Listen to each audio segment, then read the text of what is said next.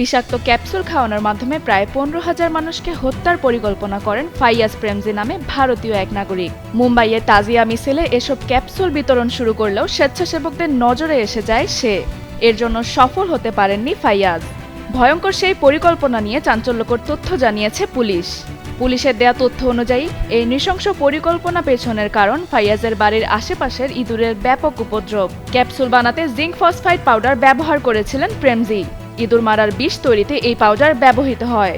জানা যায়, বিভিন্ন মাত্রার ডোজ মানবদেহে কী ধরনের প্রভাব ফেলতে পারে জিঙ্ক ফসফাইডের, সে বিষয়ে ব্যাপক গবেষণা চালিয়েছিল গুগল এবং এআই ব্যবহার করে। এই রাসায়নিকটি সহজেই সংগ্রহ করে ফেলেন সে। পুলিশ আরও জানায়, পুনের বিমাননগরের বাসিন্দা এই ৩৯ বছর বয়সী ফাইয়াজ কয়েক বছর ধরে বিমাননগরের কোনার্ক নগর টাউনশিপের 25 নম্বর হাউসে বসবাস করছিল। তার বাবার একটি রঙের কারখানায় সে কাজ করতেন। প্রাথমিক তদন্তে পুলিশ দেখে 2019 থেকে 2025 সালের মধ্যে সে 19 বার বিদেশ সফর করে। সেখানে মাত্র 19 দিনের ব্যবধানে 3 বারই ইরান সফর।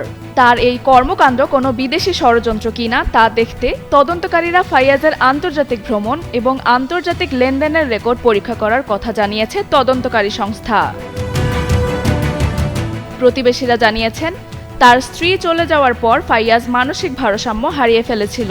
পুলিশ জানায়, 30,000 খালি ক্যাপসুল এবং 50 কেজি জিঙ্ক ফসফাইড অর্ডার করেছিল ফাইয়াজ। তার কাছ থেকে প্রায় 15,000 বিষাক্ত ক্যাপসুল উদ্ধার করা হয়। আরও কয়েকজনকে ক্যাপসুল বিতরণ কাজে নিয়োজিত করতেও সক্ষম হয়েছিলেন তিনি।